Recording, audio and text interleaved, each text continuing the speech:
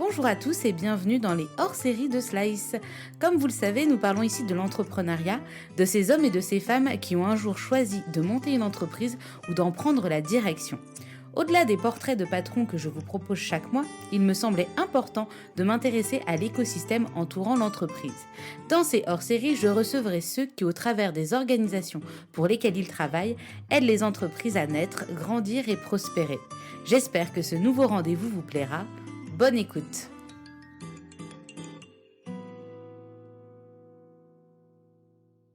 Bonjour à tous, je suis ravie de vous retrouver aujourd'hui pour le deuxième hors-série de Slice. J'ai le plaisir de recevoir Mathilde Herman qui est en charge des relations institutionnelles et des partenariats au sein de l'agence Innovation Défense. Mathilde m'a très gentiment reçue à l'Innovation Défense Lab et nous sommes revenus ensemble sur son parcours de ses premiers rêves professionnels à son poste actuel au sein de l'AID en passant par le J4 et l'aventure Generate. Mathilde aka ex-Madame PME est comme vous le verrez une femme bien occupée, ce qui nous a permis de mettre un coup de projecteur sur de nombreux sujets. Je ne vous en dis pas plus et je vous souhaite une très bonne écoute. Bonjour Mathilde. Bonjour Marjolaine. Ça me fait plaisir de t'avoir au micro de Slice pour un hors-série. Depuis le temps qu'on parle de toi. Merci beaucoup de me recevoir ici. Donc on est rue Ballard à l'Innovation Défense Lab. Voilà pour parler de toi, de ta vie, de ton œuvre.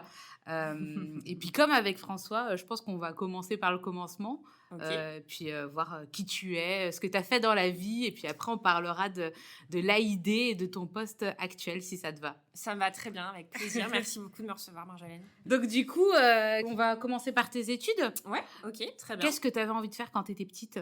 Alors, quand j'étais petite, j'avais une idée très précise de ce que je voulais faire. J'étais persuadée que je serais Mathilde Herman, avocate.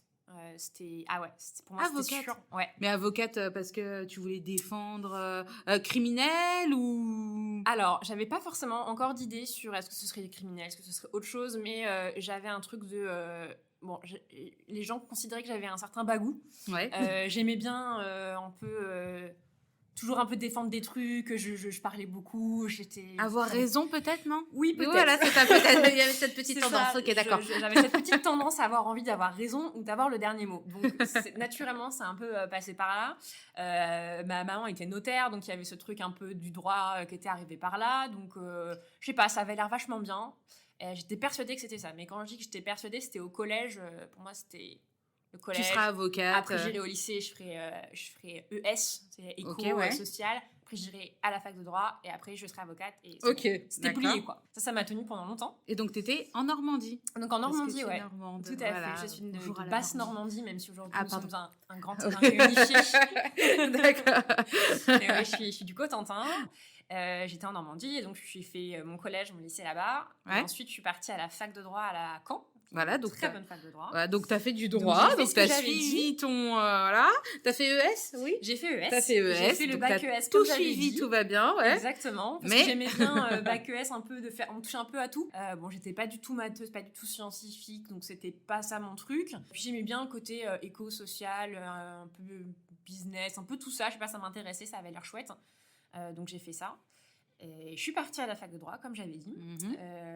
Et effectivement, il y a un moment, on se dit, il y a quand même une légère bifurcation dans le programme. Qu'est-ce qui s'est passé à ce moment-là ? Je suis partie à la fac de droit, j'ai trouvé ça super. J'arrive premier semestre, c'est très perturbant. C'est général le droit, je connais pas. Alors c'est général, tu arrives la première année, tu touches les 2 premières années, tu touches à tout, tu commences à prendre des options en 3e année. Mais les 2 premières années, c'est hyper général. Mais tu arrives, donc t'es 2 amphis de 500, donc déjà t'es une grosse cohorte. Et il y a de la casse. Ouais, il y a de la casse, exactement. Et en fait, tu arrives le premier jour et ton prof te dit le droit, c'est fait pour vous, c'est pas fait pour vous. Okay. Ça se choisit pas. Si dans 3 semaines, vous êtes largué, vous plaisez pas, partez parce que vous n'allez pas réussir à vous réconcilier avec le droit. D'accord, ça va vous dégoûter ad vitam aeternam. D'accord. Donc là, t'as tout l'envie qui se regarde et qui se dit bon, dans quel moi, je serai là, je serai. C'est ça, je serai le survivant. Tu vois, genre, moi, je veux faire ça. C'est ça. Donc ça commence comme ça. Moi, je me dis hyper bien. Enfin, j'accroche direct au truc. Comme ça, il y a pas de problème. Je m'éclate là-bas. Et en fait, il y a un moment, il y a un tournant. Fin du premier semestre, début du deuxième semestre. Ah, t'as tenu plus de 3 semaines. Ah ouais, mais j'ai tenu le droit et j'ai continué. J'étais hyper intéressée par le droit, j'avais pas de problème là-dessus. Mais ouais, à la rupture entre les 2 semestres, on va avec quelques amis de la promo au Mémorial de Caen, donc d'accord. musée très connu, et qui fait tous les ans un grand concours de plaidoirie, qui est très connu, c'est un concours international, c'est un super truc. Et on décide d'y aller tous ensemble, parce que étudiants en droit, forcément, avocats, logique. Le pèlerinage, quoi. Exactement, le pèlerinage. On part tous ensemble, on va passer la journée là-bas, et je vois encore la scène, on sort du truc, et mes potes sont tous « Ah, c'était ouf, mais là ils étaient passionnants, c'était génial, mais je m'y suis vue et tout. » Et on est 5 dans une Twingo, je suis à l'arrière de la Twingo et moi je me dis, j'ai détesté. Ah bon? Je te jure, ils m'ont agacé, tous. J'ai pas aimé les approches, j'ai pas aimé, c'était larmoyant, j'ai pas aimé la façon de ça, c'était bourré de mauvaise foi, je le sais. Hein, oui. Et vraiment là, donc, la révélation, mais dans le mauvais sens du terme. Ah ouais, vraiment. Voilà. Et là, je me dis, bon, c'est quand même pas ça, c'était pas ce qui était écrit quand même. Ouais. Hein, donc, comment je fais ? Mais il y avait des sujets particuliers à cette plaidoirie ou... Il y avait tout, il y avait des trucs sur les droits de l'homme, il y avait des trucs très... il y avait du criminel, je crois qu'il y avait vraiment de tout dans mon souvenir. Alors c'est parti un petit peu loin, c'était en 2011-2012. Oui, d'accord, ouais. C'est parti un peu loin les sujets, mais il y avait un peu de tout. D'accord. Mais effectivement, par contre, je sors en disant... J'ai détesté. Je veux pas être ces gens-là. Ok. Alors là, ouais. là j'ai un petit la moment remise en question, genre qu'est-ce que je vais faire de ma vie? Là j'ai un flottement, parce que je suis là, mais moi ça fait 10 ans que c'est bon, je sais ce que je fais, quoi, donc il n'y a pas de débat. Ma vie était tracée. Ouais, parce que c'est vrai que l'incertitude c'est pas ma passion, donc j'étais un peu en mode, c'est bon, là ça déroule maintenant. Ouais. Donc là il y a quelques semaines un peu compliquées, je fais, qu'est-ce que je fais? Parce que la fac de droit je m'éclate en fait, ça m'amuse, j'apprends plein de trucs. Ça t'intéresse. Ça m'intéresse, donc le souci n'est pas là, donc qu'est-ce qu'on fait? Passe quelques semaines, le 2e semestre commence, et là j'ai un cours d'introduction aux relations internationales qui nous est fait par un ambassadeur. Voilà, un ancien ambassadeur, mais qui était aussi un prof de droit constitutionnel, un mec hyper intéressant, qui avait une culture sur plein de trucs. Et là, effet inverse, tous mes potes ils vont à reculons. Là, c'est chiant. Oh là là, vivement le droit public, quoi. Et moi je suis là, c'est génial. Le droit public, Et moi je vais à chaque cours et je suis là, c'est génial, c'est trop bien, c'est trop intéressant, on peut faire ça toute la semaine en fait.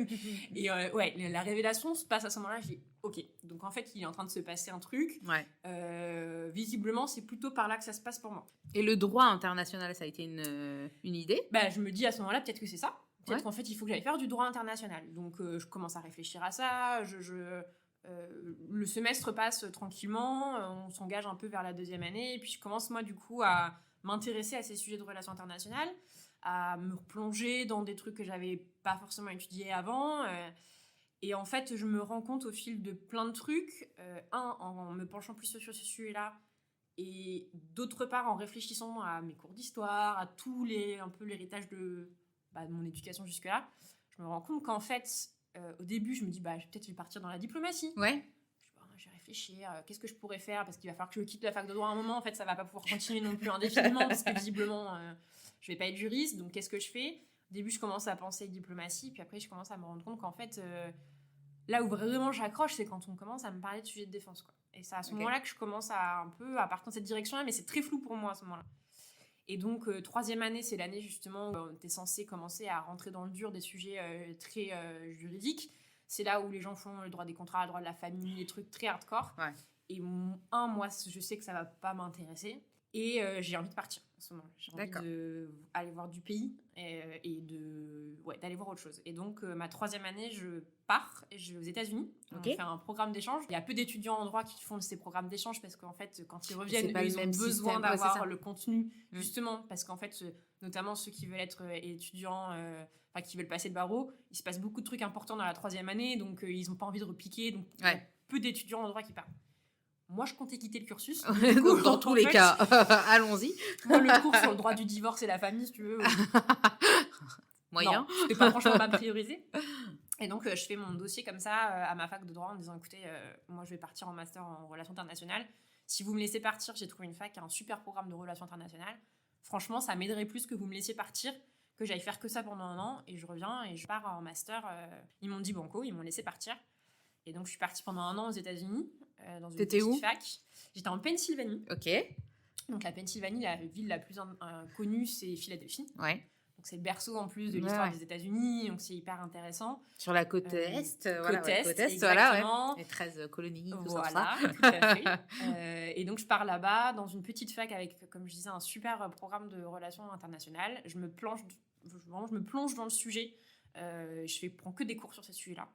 Je m'éclate. Et là, vraiment, je me rends compte que c'est vraiment ça le sujet qui m'intéresse. Et ça se confirme vraiment le truc c'est vraiment les sujets défense qui m'intéressent le plus.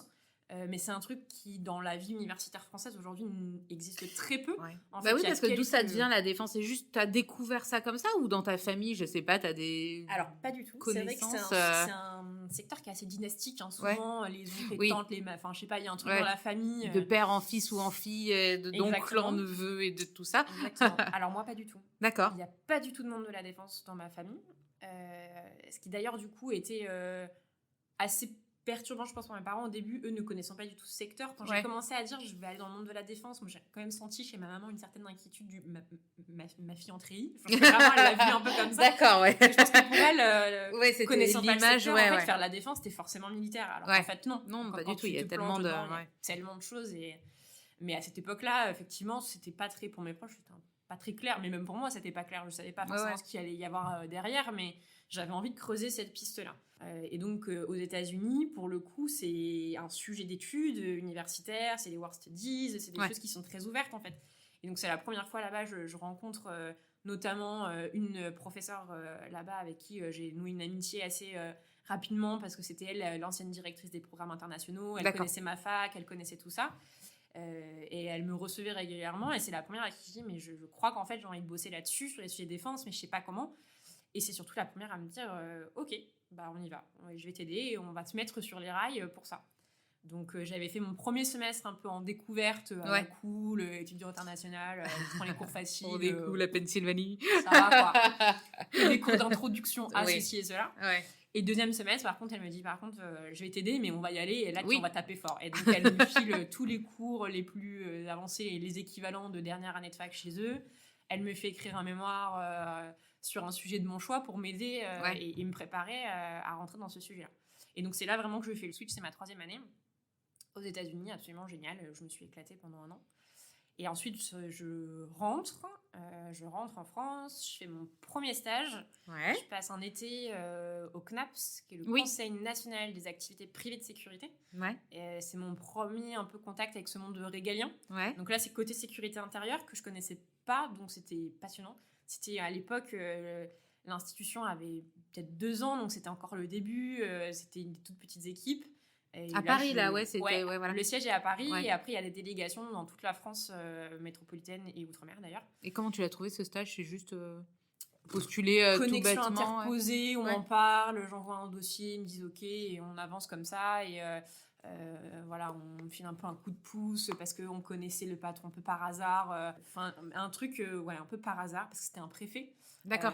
Voilà, qu'on connaissait, qui normalement ne prenait pas beaucoup de stagiaires, me disait allez, pourquoi pas, on a un coup de bourse cet été, on y va.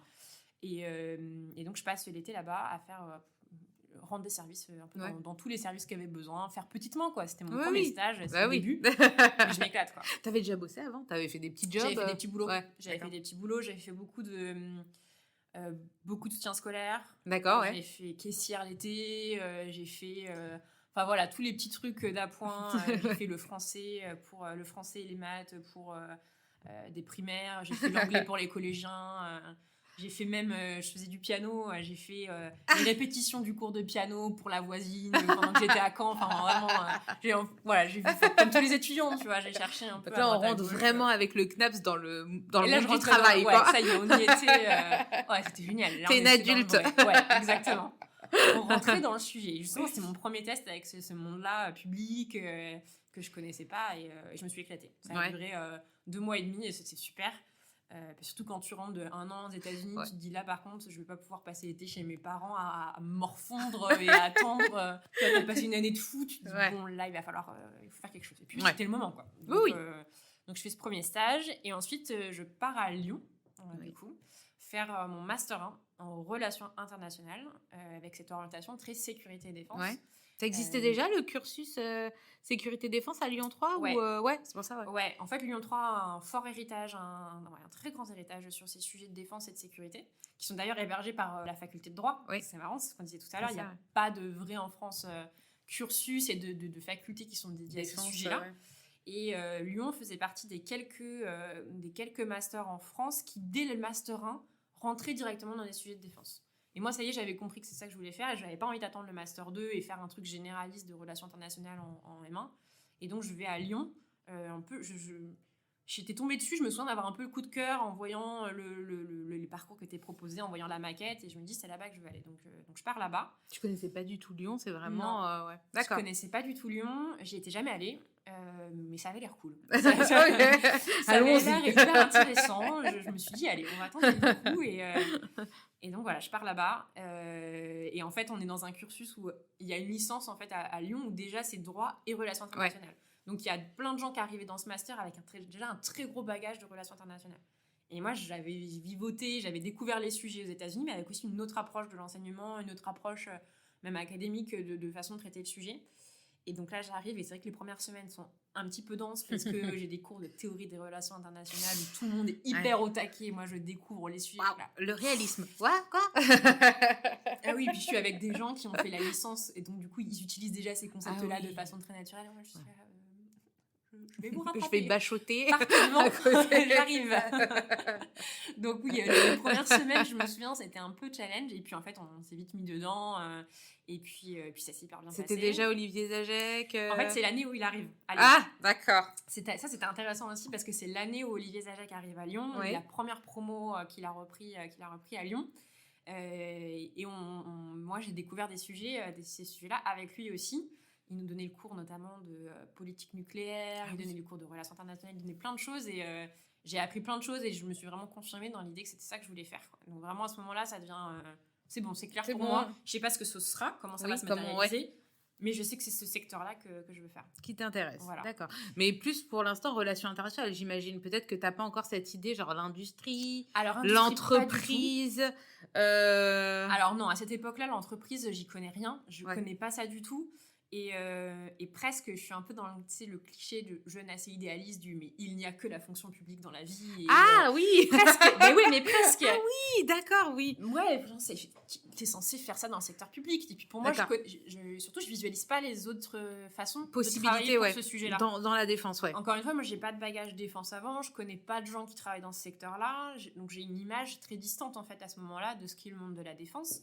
Donc je sais que j'ai envie de bosser là-dedans, mais je visualise pas comment ça va se matérialiser encore, quoi. Donc oui, pour moi à ce moment-là, je l'associe forcément au secteur public et à travailler pour une administration. D'accord. Et pour les armées ouais, peut-être, mais enfin dans l'armée, je veux dire dans le sens en tant que militaire, voilà, non, c'est alors ça. C'est ça que par contre à ce moment-là, je suis aussi quand même très réaliste. Mathilde, soyons sérieuses. Saint-Cyr, l'école de l'air, non. C'est peu probable. Pour plein de raisons. J'ai un respect infini pour ce métier-là et pour ces armées. J'adore travailler avec eux et j'apprends tous les jours à travailler avec des militaires. J'adore ça. Mais même avec une compréhension encore à distance de ce secteur, je comprends que militaire, c'est pas ça, c'est pas ma plus-value sera pas là. D'accord. Ouais. Et que je pense pas que à ce moment-là, je me dis, je pense pas que ce soit là-bas que tu vas t'épanouir, Mathilde, et c'est pas là-bas que tu auras le plus de choses à apporter. Ok. Enfin, pour moi, je sens quand même que ma place, elle sera plutôt dans une forme de fonction support de ces gens-là. D'accord. J'ai envie de les aider, ça c'est déjà clair dans mon esprit, mais être militaire, je sens que c'est pas fait pour moi. Non, c'est pas fait pour toi. Donc c'est aussi pour ça que c'est compliqué. Je me dis, mais attends, du coup, c'est quoi les autres alternatives oui, voilà. Où est-ce qu'on va se retrouver? Comment on fait? Exactement, comment on fait? Et puis en plus, à cette époque-là, il y a des choses qui s'appellent les stages CAGE, donc les stages de la commission armée-jeunesse. Et la commission armée-jeunesse, donc c'est une commission qui a le lien, comme son nom l'indique, qui fait le lien entre la jeunesse et les armées. D'accord. Et à ce titre-là, en fait, les armées proposent plein de stages, et ça, c'est une mine d'or pour les étudiants dans ces secteurs-là, parce qu'ils proposent plein de stages d'été, ou pas d'ailleurs, mais de 3 à 6 mois à peu près, dans les armées. Et souvent, c'est terrible parce que ils proposent des stages qui sont passionnants, et les gens se disent, mais c'est ça que je veux faire, et en fait, il n'y a pas de poste à la sortie. Derrière les postes permanents, c'est des postes de militaires. D'accord. Et donc, c'est toujours un crève-cœur, parce que pour les étudiants, parce qu'ils disent, ah, c'est ça. ouais, bah, en fait, Ça existe toujours là, les... Ouais, ça existe il y a toujours. plein de... Alors, s'il y a des étudiants qui nous écoutent, je pense qu'ils auront identifié ça, mais il faut aller voir les stages CAJ, CAJ, il y a plein de choses. Il y a plein de D'accord. choses là-bas. Ah, je connaissais pas du tout. Je Ouais. mettrai un lien dans l'article qui te sera Carrément. dédié aussi Cool. sur Slice. D'accord. Donc là, on est au M1. Voilà, donc on est au M1 tranquille. et justement, je me dis, on va passer à l'action et on va essayer de trouver des stages pour pouvoir se lancer là-dedans. Et à ce moment-là, je décide de postuler à l'Assemblée nationale, à la commission de la défense de l'Assemblée nationale, pour aller passer l'été là-bas. Et je postule pour essayer d'aller là-bas. Et il me rappelle en me disant, en fait, donc, erreur de débutante, j'avais pas identifié qu'en fait l'été, les députés ne siègent pas. Mais oui. Et moi, je suis là, très bien. Non. J'étais jeune et pleine d'enthousiasme, je n'avais pas relevé ce petit détail. Et il m'appelle en me disant, mais non, mais en fait, l'été, on ne prend pas de stagiaires parce que les députés ne sont pas là. Donc, c'est très calme et en fait, on n'a pas besoin de renfort. En revanche, en septembre, il y a le budget qui arrive. Là, on a besoin de renfort.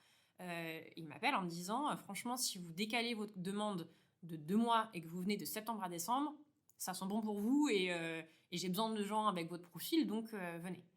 Moi, je me dis, mais comment je fais? Parce que septembre, je dois faire mon Master 2, donc comment je fais? Et en même temps, je suis déjà dans une optique de, il faut que je prépare après mes études et j'ai envie de rentrer dans le monde du travail. Je vais peut-être pas rater une occasion comme ça, quoi. Bah, quand même.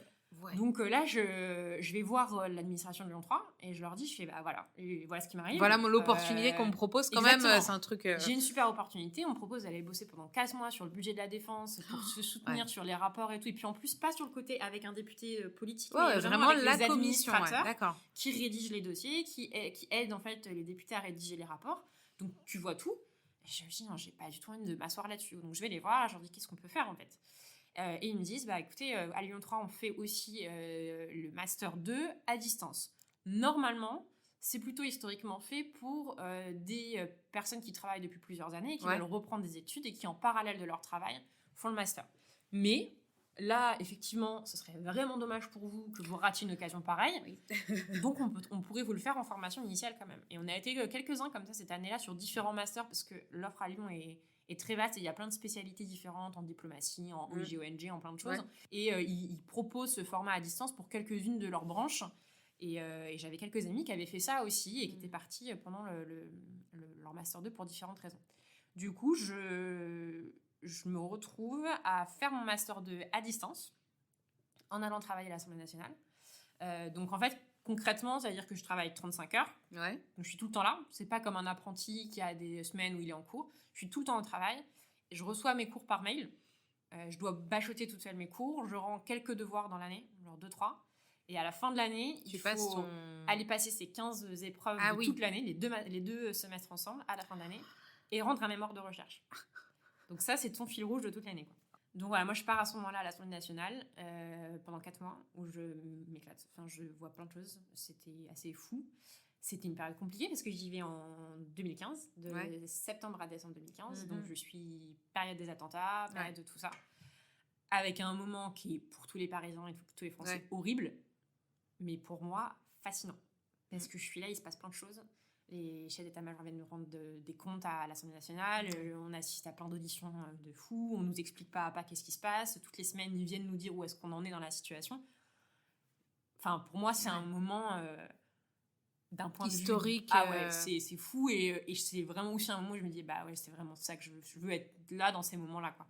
Et c'est passionnant. Au cœur de l'histoire, au cœur de là où se fait l'histoire de notre pays, de l'actualité, etc. Et puis de notre défense, quoi.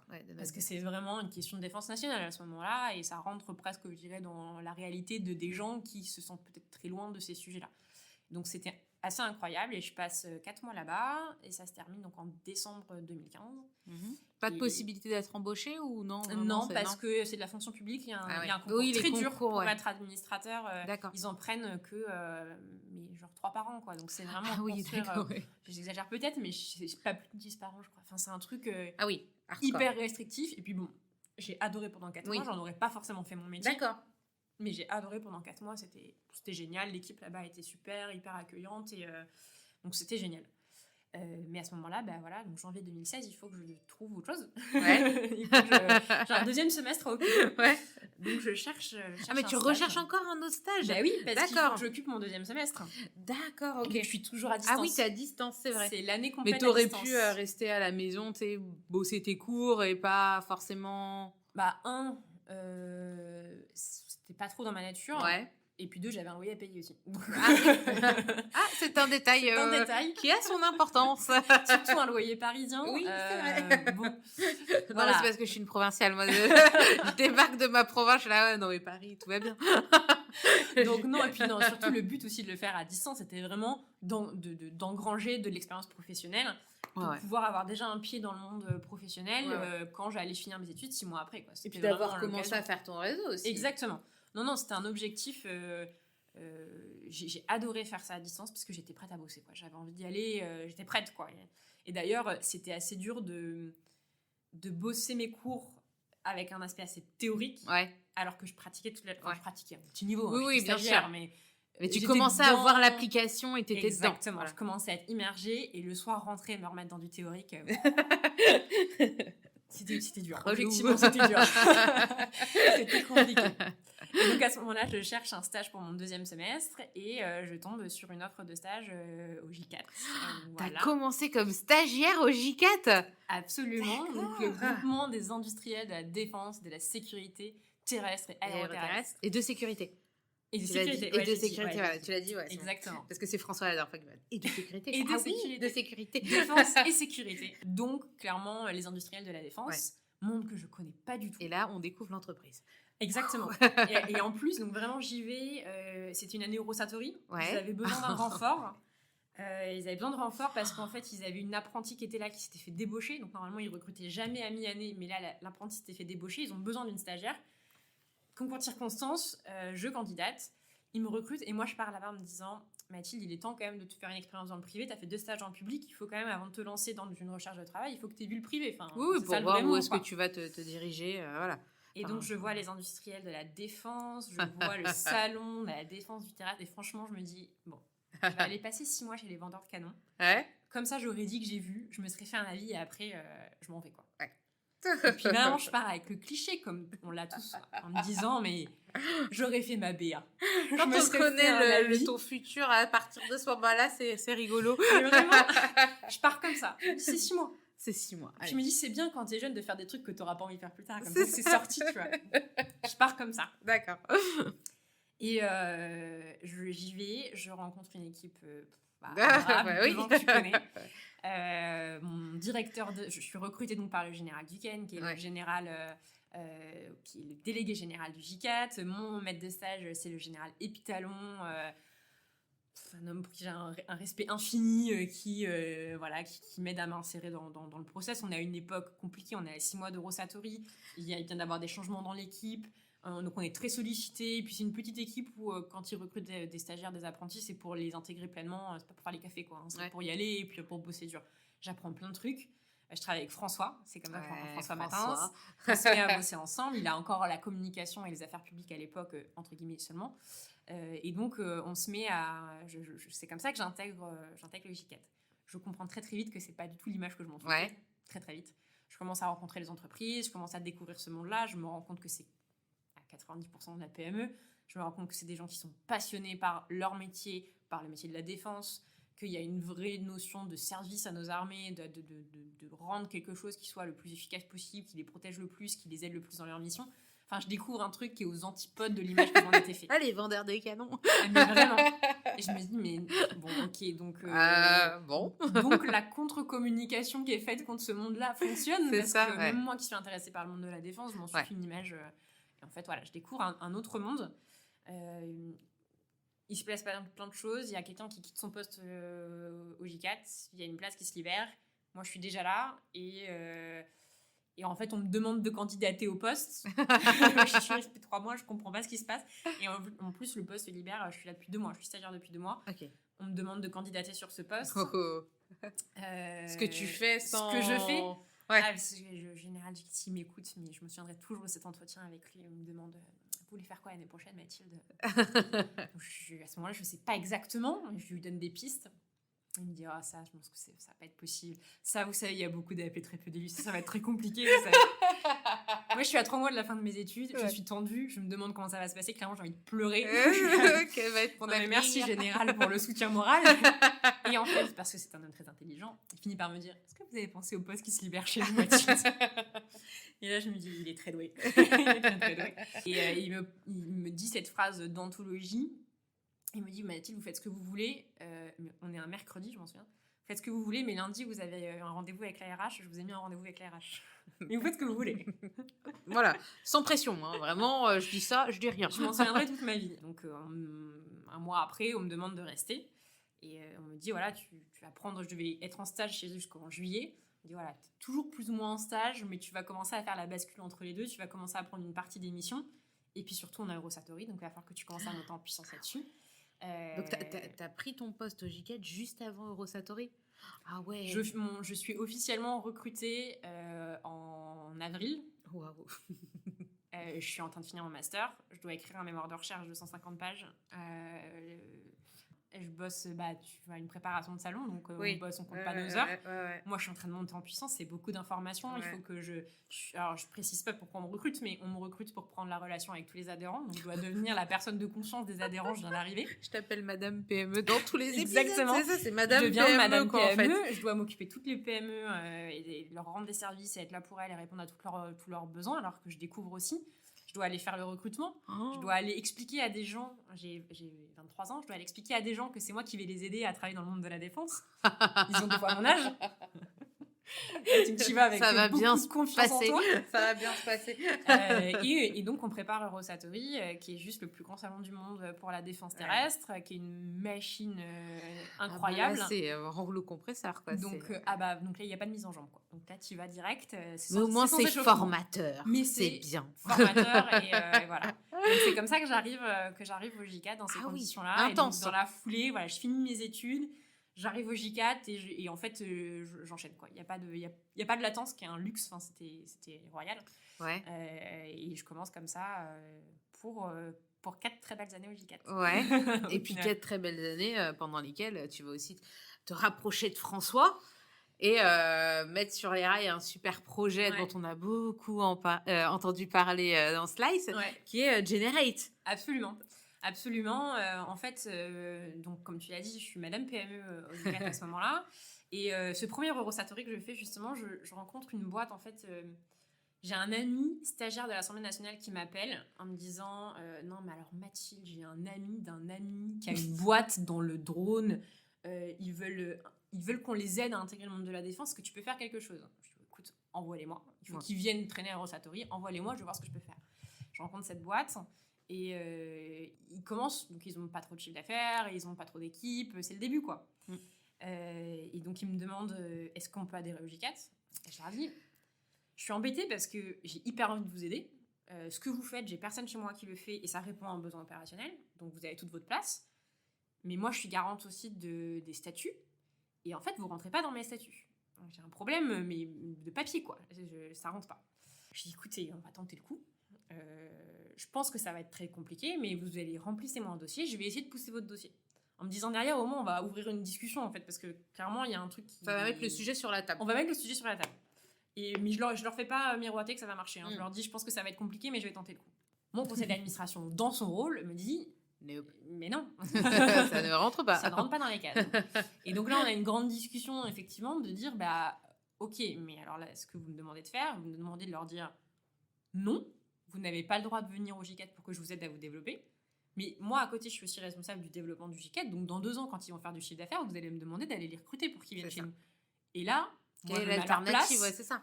Je leur dirais, quand j'ai eu besoin de vous, vous n'étiez pas là, donc c'est non, quoi. et surtout, on dit, mais c'est pas le sens de l'histoire que d'aller mettre des startups et de leur dire, débrouillez-vous, en fait. Vous développez dans ce secteur qui est hyper compliqué à aborder. Quand tu connais pas les gens, quand tu connais pas comment ça fonctionne, c'est l'aventure, quoi. Donc, compliqué. Donc, il y a un débat qui se lève un peu, dire, qu'est-ce qu'on fait? Il faut qu'on trouve une alternative. Et là, c'est François qui met le doigt sur le truc en disant, mais en fait, juste faisons un truc à part. Enfin, faisons quelque chose pour eux. Créons une solution, un truc qui n'existe pas aujourd'hui, et créons une solution pour eux. Dans la réunion, ça passe un peu comme ça. Et moi, je ressors et effectivement, je vais voir François en disant, en fait, je pense que c'est toi qui as mis le doigt sur la solution. Parce que le problème vient de se poser, il va se reposer. Il y en aura d'autres. Et on commençait à ce moment-là. On est à ce moment-là en fin 2016, début 2017. On commence à avoir des startups qui viennent taper à la porte de l'industrie de défense. Et tu dis, le problème va se reproduire. Et en plus, on est le J4. C'est pas sexy, déjà, la défense terrestre. Faut savoir identifier ses défauts. On fait pas rêver les gens. Faut être François en parle très bien, je trouve, dans son... Mais on a la communication, l'image du terrestre, de la défense terrestre, c'est compliqué. Oh là là, les avions, magnifiques. Et les bateaux, ils sont magnifiques. Un char. Le porte-avions, le sous-marin. Le char. Bon gros char. Bon gros char. Les mecs dans la boue, les pieds dedans. Bon. Ouais. C'est compliqué. Oui. Et donc, là, je dis, en plus, on commence à rembarrer les boîtes innovantes. Alors, il y en a des boîtes innovantes au J4, oui, on avait bien déjà sûr, plein. ouais. Mais si en plus, il y a des jeunes boîtes qui essayent de venir et qu'on les rembarre, on va taper à côté, quoi. C'est pas possible. C'est pas le sens de l'histoire. Vraiment, à ce moment-là, on commence à se dire, c'est pas ce qui est en train de se passer, quoi. Et donc, avec François, on s'y met à deux et on dit, bon, bah, ok, on va essayer de réfléchir à un truc, quoi. Et donc, on réfléchit à Generate avec la commission R&D du J4, qui à l'époque est présidée par un certain Emmanuel Kiva. Un certain, oui. Voilà, à qui on dit, on a eu cette idée-là, toi qui connais l'innovation, t'en penses quoi? Et qui me dit, mais bien sûr, c'est ça qu'il faut faire. On en parle avec le président de la commission de PME du J4, qui était Jérôme Diacre de Elno, avec qui moi j'ai énormément travaillé, qui m'a appris beaucoup aussi, qui lui avait une vraie vision d'entrepreneurs, de patrons de PME, de comment on fait tourner une boîte, et qui dit mais oui, vous avez raison, c'est ça qu'il faut faire parce qu'il faut qu'on les aide. Lui avait vraiment cette vision, il y avait d'un côté la vision soutien à l'innovation, de l'autre soutien à l'entrepreneur, et les deux nous disent il faut le faire, il faut y aller, et il nous aide. Et donc on monte un truc de toutes pièces en disant ok, on va proposer un truc alternatif, c'est-à-dire on va les mettre associés du J4. Ils n'auront pas le droit de voter dans nos institutions, ils n'auront pas de représentation dans ces trucs-là. De toute façon, c'est pas ça qu'ils viennent chercher. Oui. Et ce qu'on va faire, c'est qu'on va les accompagner pour une bouchée de pain annuelle. On va les aider à rencontrer des gens, à s'insérer. On va leur donner la crédibilité du J4 aussi, parce qu'elle est peut-être pas sexy dans le monde extérieur, mais elle est quand même crédible. Oui, il y a quand même Le groupement, il est une onction depuis 78. Il est branché dans toutes les institutions qui vont tout bien. Le monde y est, tous les gros groupes aussi. Tous les gros, et la DGA est très proche. Voilà, donc il y a quand même une crédibilité qui permet, quand tu sors de nulle part, que tu es une start-up qui commence, que personne ne te connaît, être au J4, ça tu as un stempel qui permet de dire j'ai montré patte blanche avant, donc c'est ok, quoi. Okay. Et donc on crée Generate en mars 2017 en se disant on ne sait pas où on va mais on y va, quoi. Allons, on verra bien. On tend le truc, exactement. Et c'est comme ça qu'on recrute les premières startups, dont certaines très, très bons représentants que tu as eu dans cet excellent podcast avant, qui sont Aleph, qui font partie des premiers, Nimalis, qui le raconte d'ailleurs, c'est le tout premier à passer le jury. C'est ça. Et nous, on organise ce premier jury, on réunit des gens, et je me souviens qu'on se dit avec François, là, il ne faut pas qu'on se plante, parce que s'ils ne trouvent pas que c'est qualitatif ce qu'on leur propose, ils ne vont pas nous suivre, quoi. On avait 6 mois pour faire nos preuves, il faut que dès le premier, on tape fort, quoi. Et on tape fort parce que le tout premier qui passe, effectivement, c'est Arnaud. Arnaud qui a une capacité à présenter son projet qui est incroyable. Et je me souviens très bien qu'il sort de la salle à la fin de son jury et que les présents se regardent. Et il y en a un qui dit s'ils sont tous comme ça, je ne sais pas comment on va décider. Donc là, on se dit, ok, c'est bon. Une bonne pression. On a tapé dur, c'est bon. Et donc, voilà, toute la journée, on reçoit des gens et puis on commence à faire les premières promos comme ça. Moi, ça me fait rire parce que Arnaud, quand je suis allée l'interroger pour Slice, j'avais peur d'être trop nulle et de pas comprendre. J'avais un peu de stress. Je me suis dit, bon, allez, je vais l'interviewer. Je descends à Montpellier, mais peut-être qu'il va me perdre en route et je vais avoir l'air ridicule. Mais c'est ça qui est fascinant avec Arnaud, c'est que tu comprends toujours. Oui. Alors que c'est compliqué. Oui, en soi, t'es là. D'accord. Moi, je suis pas du tout technicienne, je suis pas tout ça, et j'ai toujours compris. Et d'ailleurs, c'était un très bon exercice en fait pour les boîtes aussi. C'était nous, avant qu'elles passent un jury, on les filtrait tous. Quand on les voyait, François et moi, on les voyait tous, soit séparément, soit ensemble. Personne n'est arrivé au jury sans que nous on les ait vus avant. On filtrait énormément, enfin pas au début, au début on filtrait pas autant que ça.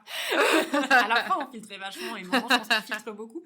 Mais au début c'était un peu différent, mais on les avait tous vus avant. Et du coup il y avait des moments, il y avait des boîtes à qui on disait mais j'ai pas compris. Et je m'engage pas, j'ai pas compris. Donc toi tu Visiblement, tu te comprends. C'est bien. Entre toi et toi-même, ça marche Ça a bien. l'air de marcher. Par contre, pour le monde extérieur, va peut-être falloir qu'on retravaille un peu. Voilà. Et ça faisait partie aussi de l'accompagnement Ouais. qu'on leur donnait pour ceux qui intégraient, de dire Communication, il y a que toi qui te comprends. d'accord, ouais. Exactement.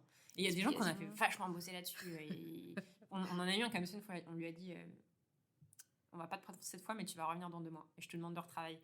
Parce qu'on sentait qu'il y avait un truc, mais mon jury n'avait pas compris. Alors que moi, je les avais déjà vus, je savais ce qu'il y avait à vendre. Et ça m'est arrivé 1-2 fois comme ça. Ils sortent de la salle et le jury me dit j'ai pas compris. Ah ouais.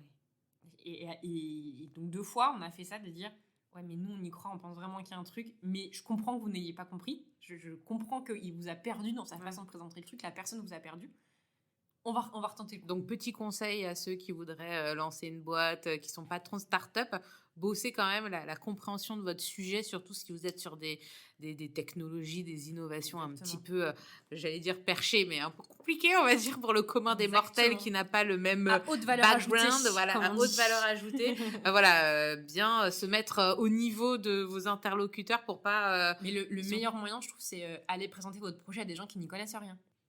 Appelez votre tante, votre cousine, votre voisin, mais des gens qui n'y connaissent rien. Parce que si eux comprennent, c'est gagnant. Ouais. Alors après, il faut pas, si en face de vous, vous avez des gens qui sont très techniciens, il faut pas sursimplifier et du coup en oublier les plus-values technologiques, c'est pas ça, mais il faut effectivement savoir s'adapter à son auditoire. Si vous passez un jury hyper technique, rentrez dans la technique. Bien Si sûr. vous passez un jury de financement, ils n'ont rien compris, au fond, ils risquent pas de vous donner de l'argent. Donc, il faut savoir s'adapter, quoi. Et ça, c'est vrai que c'était parfois des messages qu'on faisait passer. Et puis Mais c'était surtout, passionnant. ayez conscience de vos compétences. Exactement. Parce que comme Arnaud, toujours, avec son collègue avec qui il a monté la boîte, qui est dans sa grotte, est très bien dans sa grotte, et puis Arnaud, il est volubile. Donc, c'est lui qui est Exactement. envoyé pour présenter son projet, et surtout pas les personnes qui se sentent Exactement. pas, qui sont un petit peu bourrues, ou qui, voilà, sont pas... Il faut jamais oublier que quand tu soutiens des petites boîtes, surtout comme ça, quand tu commences, tu soutiens une équipe aussi. Hein. Ouais. Et ça, c'est un facteur énorme du truc. Est-ce que je crois dans l'équipe ? Et si tu sens que non, ça va pas le faire. Ouais. Donc, c'est un facteur humain qui est énorme. Est-ce que j'ai envie de bosser pour eux ? Est-ce que j'ai envie de me battre pour cette boîte ? Est-ce que à Generate, on avait vachement ça ? Et ouais, on se cachait pas qu'il y avait aussi une forme de truc assez subjectif de dire est-ce que j'ai envie de me battre pour eux, quoi ? Parce que c'était ça derrière. Parce que une fois qu'on a dit la sélection, c'est sympa, mais qu'est-ce qu'on faisait ? C'était les materner au quotidien. Mais je dis ça avec beaucoup d'amour. Oui, hein. C'était pas oui. du tout. Je le faisais Pas pour les péjoratif, PME oui. ou quoi que ce soit, mais Ouais. c'était être là pour eux. Leur proposer nous de façon proactive des choses et répondre à tous leurs problèmes. C'est j'ai besoin de parler avec Thalès, j'ai besoin de parler avec tel groupe, je comprends pas comment fonctionne telle institution, je sais pas où taper. Ok, je m'en occupe. Donc là, t'appelles un tel de ma part. Là, je vais te faire le mail de mise en relation. Là, je vais te trouver l'organigramme que t'as pas. Et c'était plein de choses comme ça. Et c'était être capable de faire des trucs du simple. Tiens, voici un mot de passe pour ton compte sur le site du J4 tiens, voilà le contact pour aller faire ton rendez-vous au cabinet du ministre ou ce genre de trucs. Et c'était être capable de les accompagner sur tout ça. Tout ce panel, cette panoplie Exactement. de services, et etc. surtout sur aussi plein de services qu'on n'avait pas forcément anticipés avant, mais ils nous demandaient tout. Et en fait, c'était la règle qu'on avait fixée, c'est-à-dire vous pouvez tout nous demander. On ne sait pas forcément tout faire, mais vous pouvez tout nous demander et puis on fera toujours de notre mieux. Donc c'était vraiment les accompagner et moi j'ai adoré ça parce que du coup c'était vraiment rentrer aussi dans une forme d'intimité de la boîte en fait et de les aider à se dire on a envie qu'ils aillent au bout, on a envie de les accompagner et humainement c'était incroyable. C'était incroyable et je me souviens d'une fois où j'avais une boîte qui avait un problème et je me souviens d'avoir la boîte m'appelle en me disant bah là je bute et ça va pas et vraiment je sentais que l'entrepreneur en face c'était un moment difficile professionnellement qui devenait personnellement très dur et je savais plus comment faire. Je me sens de raccrocher le téléphone et de passer 1 heure à redescendre tous mes contacts et à me dire qui est-ce que j'ai pas appelé, qui est-ce que je peux actionner, qu'est-ce que j'ai pas encore fait pour essayer de lui régler son problème et vraiment rester la tête dans les mains dans mon bureau mais qu'est-ce que j'ai pas trouvé encore comme solution pour les sortir de cette situation qui est compliquée quoi. Et ça c'était passionnant à faire. Ça me fait regretter mon... ouais, c'est des bons... je connais un peu ce genre de travail, on va dire. Exactement. Et, ce que je faisais avec les PME aussi, c'était génial avec des PME aussi. Et ça, c'est... Parce que dans Generate, il y avait l'aventure humaine aussi. Hein. Ça, on leur a dit aussi à eux, les premiers, en disant... On est conscient qu'on n'a jamais fait d'accompagnement de start-up avant. On va tester avec vous. Avec ça. On leur avait pas menti. Ils savaient où ils mettaient les pieds. Quoi. On leur avait dit, écoutez... on est tous en train de tenter un truc ensemble. Donc, dites-nous quand on est dans la bonne direction, puis dites-nous quand vous pensez qu'on tape à côté. Ou si vous avez besoin de plus ou dans Exactement. une autre direction. Bon, après, ils savaient qu'ils ne s'adressaient pas non Ouais, plus au premier exactement. bras cassé. Non, mais du coup, il y avait un voilà. super alignement aussi des personnalités, en fait. Eux, ils avaient besoin que ça marche. C'est vrai Parce que le premier recrutement, enfin, on a juste eu Aleph, Numanis et Elikatim, mais c'est déjà des bonnes... Une bonne brochette, quoi. une bonne C'était brochette. Une bonne brochette. Non, c'était une super... c'était une super brochette. Et aujourd'hui, on a eu Cerber, on a eu Préligence, on a eu tous ces gens-là. Et en fait, aujourd'hui, ils se parlent encore, ils se rendent des services, ils s'appellent entre entrepreneurs pour s'aider à régler des problèmes. Et il y en a plein d'autres qui le font. Oui. Puis bon, moi, je suis partie depuis, mais il y en a plein d'autres. T'as fait combien de promos, toi, alors, en tout de Generate ? Moi, je suis partie en décembre 2019. Je pense que mon dernier recrutement, c'était la promo 6 ou 7. Ah ouais, t'as quand même, Je sais plus exactement, mais on avait déjà quand même brassé pas mal de boîtes. Parce que chaque promo, ça dépendait, en fait. La toute première, on avait dû prendre 9 boîtes. Une fois, on en a pris que 3. Une fois, on en a pris 7. Enfin, ça dépendait. Ouais. On se fixait pas d'objectif de quantité. C'était vraiment, est-ce qu'on a envie d'accompagner ces gens-là ? Est-ce qu'on pense que c'est pertinent ? Oui, non. Puis voilà. On attendait que les deux... Enfin, au bout d'un moment, on avait le luxe d'attendre que les dossiers rentrent. Les dossiers arrivent tout seuls. On n'a pas besoin d'aller démarcher. Ouais, alors c'est ça. La première année, on a démarché. Et en fait, alors c'est ça aussi qui était particulier, parce qu'on ne savait pas comment ça allait prendre à l'extérieur. Et en fait, très vite, ça a fait appel d'air. Parce qu'on s'est rendu compte que ça répondait à un besoin des boîtes. Qu'il y avait des startups qui avaient envie de venir dans le monde de la défense, qu'elles ne savaient pas comment faire. Et tout d'un coup, il y avait un accélérateur de startups spécifique défense-sécurité qui sortait. Et en fait, très vite, au bout de la 3e promo, les gens appelaient, quoi. Les gens appelaient, les gens nous envoyaient des mails. Et au bout d'1 an, même pas, 1 an, on tournait à 3-4 mails de demandes de rencontres avec nous par semaine, quoi. Ah ouais. Et comme nous, on avait fait la connerie, l'erreur stratégique de dire on les rencontrera tous un par un. Bien sûr. Non, mais c'est honorable. Comment te dire ? Non, mais on ne peut que saluer votre dévouement. Parce qu'on s'était dit, même si on ne fait rien pour eux, en fait, il y a moins, plein de boîtes qu'on n'avait pas gardées et à qui on disait, bah attends, on ne va pas vous prendre, vous n'allez pas passer le jury, par contre, voilà, quelques numéros de téléphone, quelques adresses mail, vous les appelez de pas, parce que nous, on n'avait pas d'action et qu'on avait envie que les boîtes, elles s'en sortent. Donc, même si parfois, je me souviens d'une fois, une boîte, c'était vraiment une niche, et je leur avais dit, honnêtement, ce que je peux faire pour vous en 2 heures, j'aurais pas plus que ça. Donc je leur avais dit après leur jury, vous revenez, je vais passer 2 heures avec vous, je vais vous dire tout ce que je sais sur cette niche de marché que vous avez, je vais vous donner toutes les informations que j'ai, et après je vous laisserai repartir parce que juste je sais que j'aurais pas plus que ça. Mais on l'avait fait. Et ils sont pas restés chez nous, ils sont pas vendus du 4, c'est pas grave. Ça avait aidé la boîte et on était contents, quoi. C'est cool, et puis ça leur laisse dans l'esprit un bon souvenir, etc. Et on sait jamais où est-ce qu'on peut les recroiser aussi. Exactement. Quelle direction va prendre leur innovation, sait-on jamais. Donc tu faisais ça moitié, on va dire moitié Generate, moitié Madame PME, où à la fin c'était très très Generate. Non, c'était...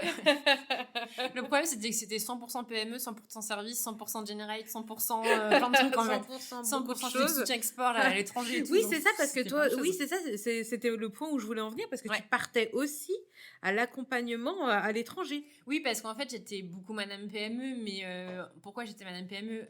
En fait, plus de 90% des membres du GICAT, c'était des PME. Et en fait, j'avais aussi une fonction service aux membres, qui juste que dans les faits faisait que je m'occupais beaucoup des PME, mais je m'occupais un peu de tout le monde, en fait, des services à tous les membres.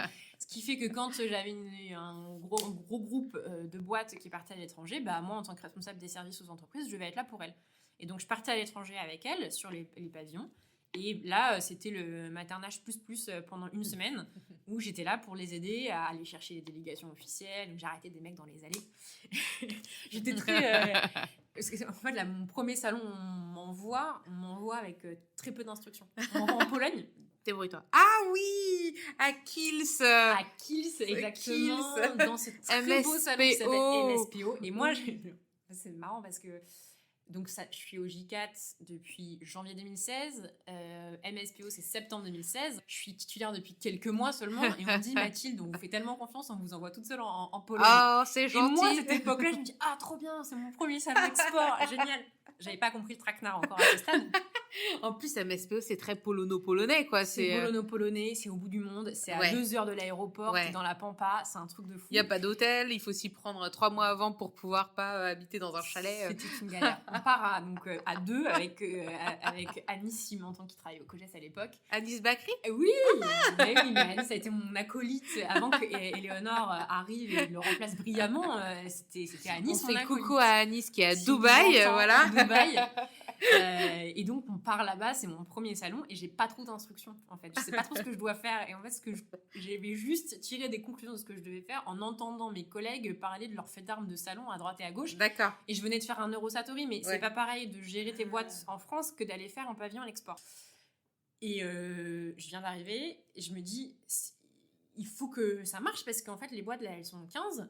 Si je me plante, elles vont me voir me planter, ça va être terrible, quoi. Il faut absolument que ça se passe bien, quoi. Performante. Et donc, je pars avec un dynamisme de feu sur ce premier salon.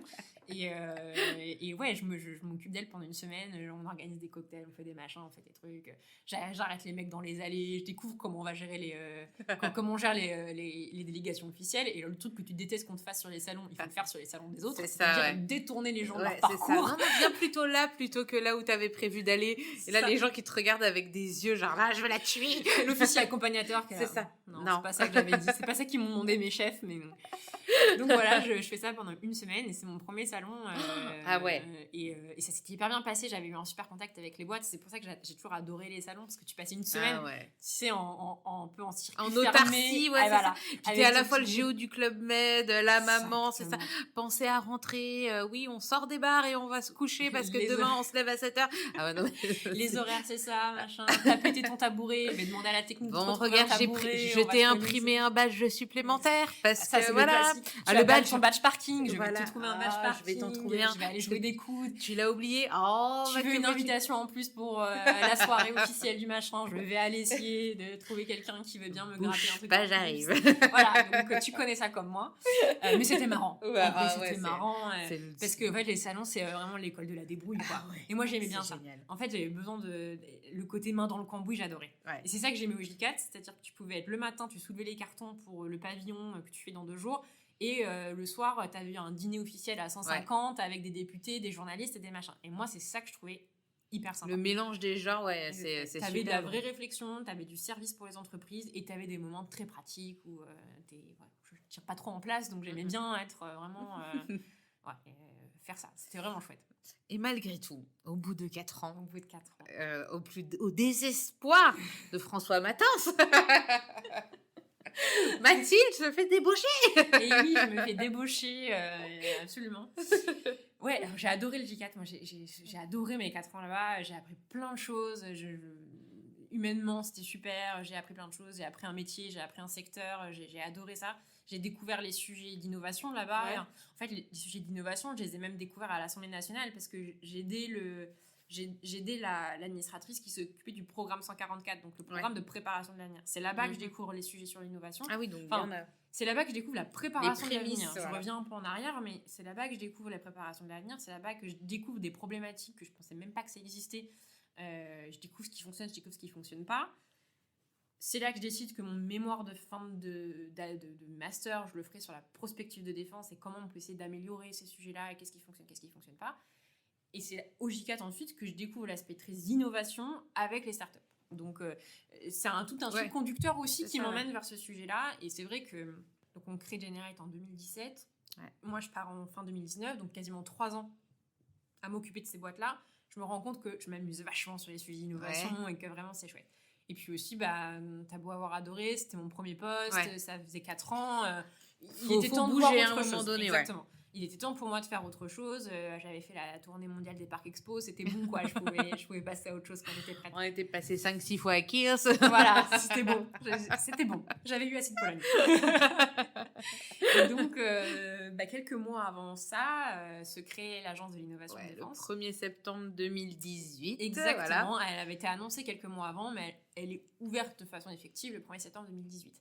Ils avaient déjà décidé de la confier à Emmanuel Kiva ?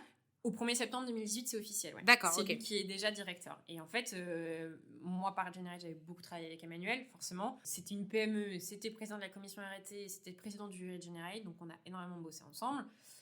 Quand l'agence se monte et que c'est lui qui est nommé, on en parle, c'est un ami, je lui dis que je commence à avoir envie de faire autre chose, quoi. Donc il me dit, bah écoute, t'as qu'à venir, en fait.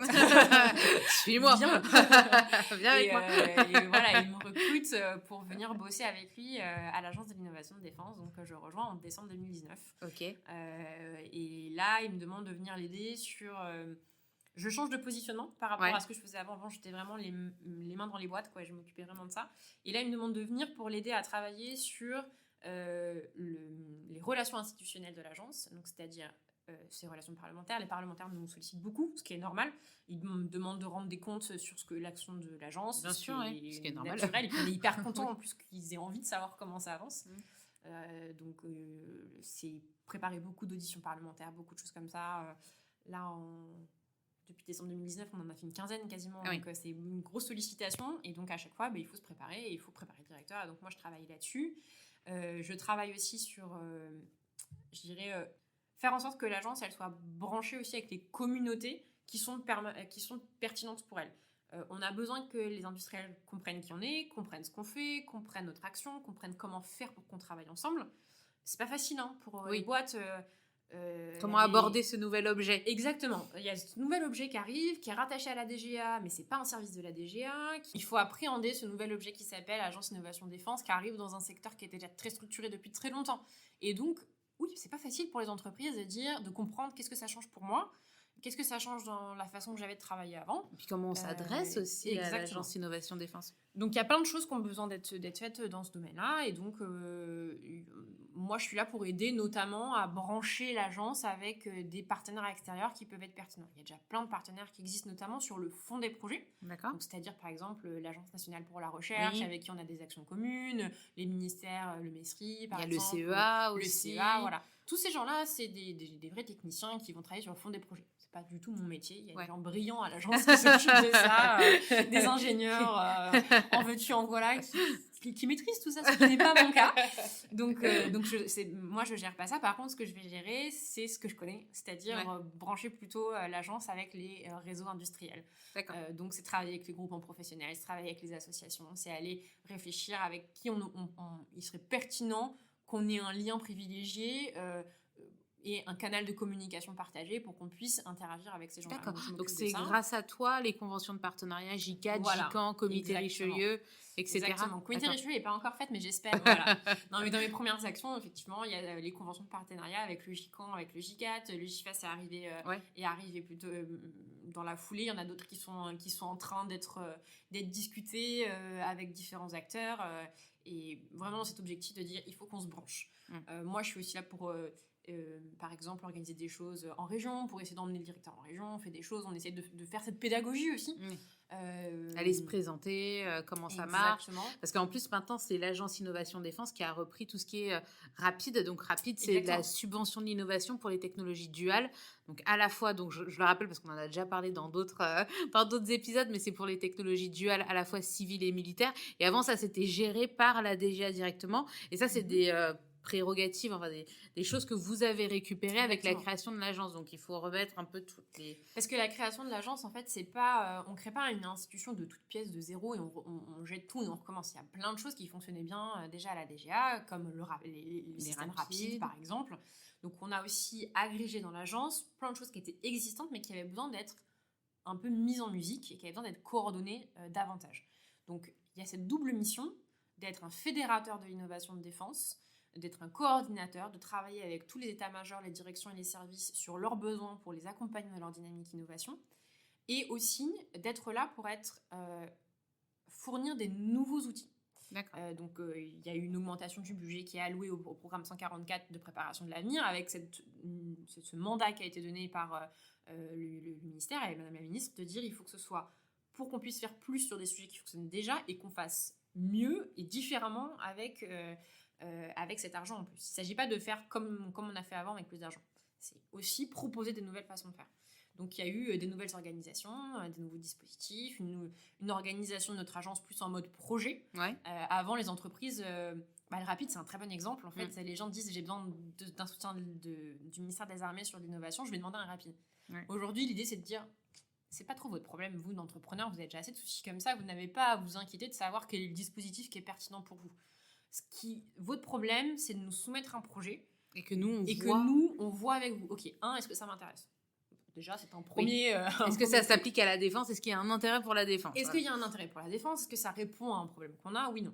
Et ensuite, on se débrouillera de vous trouver la bonne solution, le bon vecteur. Est-ce que c'est une subvention ? Est-ce que c'est un marché ? Est-ce que c'est ceci, cela ? On se débrouillera ensemble ensuite. Mais l'idée, c'est de se dire, vous n'avez plus à vous inquiéter. Donc, on a mis en place un guichet unique, on a mis en place une organisation en mode projet à l'intérieur de l'agence, avec ce défi, en fait, qui est celui de l'innovation et de la préparation de l'avenir dans la défense, qui est que tu dois être capable de préparer des choses qui vont... des recherches qui vont aboutir dans 30 ans. Voilà. Et puis des projets d'innovation qui doivent montrer des résultats dans 6 mois. Oui, c'est ça. J'ai vu que on n'a plus la considération sur les TRL. C'est-à-dire que vous allez financer des thèses de doctorat jusqu'à aider la PME ou le groupe déjà installé, on va dire, sur des innovations, des technologies ou déjà existantes ou pour développement, pour améliorer, etc. Donc, c'est vraiment une démarche sur tout le périmètre de l'innovation, en fait. Exactement, c'est ça. Donc, bien sûr... c'est toujours un facteur, mais on essaye que ce ne soit pas le facteur premier d'orientation de la gestion des projets, quoi. D'accord. C'est un peu ça le truc. Donc, le but, c'est d'obtenir l'autonomie stratégique. Il y a plusieurs objectifs. Ouais. C'est effectivement assurer la performance opérationnelle de nos armées et leur supériorité opérationnelle. Donc, concrètement, être meilleur que l'ennemi. L'autonomie stratégique, c'est aussi un des objectifs qui est poursuivi par l'Agence de l'innovation de défense, en coordination permanente avec le service des affaires industrielles et de l'intelligence économique de la DGA, donc S2IE. En fait, c'est eux qui ont le cœur de métier de faire la politique industrielle de la défense et de faire le suivi stratégique des entreprises. Nous, on contribue en fait à ce volet autonomie stratégique parce que pour avoir une politique industrielle, il faut aussi avoir une politique en matière d'innovation. Ouais. Donc en fait, tout ça crée qu'il y a un lien évident et naturel avec S2IE. Donc ça, c'est aussi une de nos missions. Du coup, attends, donc si je comprends bien l'architecture, l'agence Innovation Défense dépend de la DGA. Enfin, alors, elle est sous l'autorité du comité de pilotage de l'innovation de la défense. Ouais, il y a un comité de pilotage, tout à fait. Au-dessus de l'agence Innovation Défense. Ouais, qui est présidé par le DGA. Ouais. Qui est composé par des représentants de tous les états-majors, les directions et les services du ministère des Armées, puisqu'on travaille tous à leur bénéfice. En fait, il y a une vision très techno, mais en fait, c'est pas que ça. On peut aussi faire des choses pour le SGA, on peut faire des choses pour tous ceux qui nous sollicitent, en fait. Alors, le SGA, le secrétariat général des armées. Voilà, pour l'administration. Merde, secrétariat général pour l'administration. Mais je le laisse. Moi, je n'ai pas de honte, je ne connais pas mes acronymes. C'est beau la transparence. C'est 2021, c'est magnifique. Oui, donc effectivement, il y a ce CPID en fait qui nous aide à piloter les orientations de la stratégie d'innovation, mais en fait l'agence est rattachée au délégué général. D'accord, à lui, à sa figure et pas à la. Ok, d'accord. C'est pas un service de la DGA, mais c'est rattaché au DGA. D'accord. Et quelles sont les relations avec, justement, on en parlait tout à l'heure, tu sais, avec les pôles d'innovation de la DGA, comme Aliénor, Ginkgo, etc. Enfin, il y en a plein. Il y a Gaïa, non Ah non, Gaïa, c'est armée de terre. C'est différent encore. C'est armée de terre. Il y a plusieurs pôles en France. Donc, en fait, ce qu'on évoquait tout à l'heure dans la mission de l'agence, c'est un fédérateur. C'est vraiment quelqu'un qui est là pour faire de la coordination aussi. Enfin, c'est une entité. Une entité, voilà, qui est là pour faire de la coordination. Et donc, ça n'a pas du tout vocation à tout faire soi-même. De toute façon, il y a une centaine de personnes. Tu ne fais pas l'innovation de défense à 100, c'est pas possible. Ouais. Donc, en fait, il y a toute une chaîne d'innovation dans les armées, dans les directions, dans les services, où il y a des gens qui, chacun à leur niveau, contribuent justement à ces objectifs d'innovation.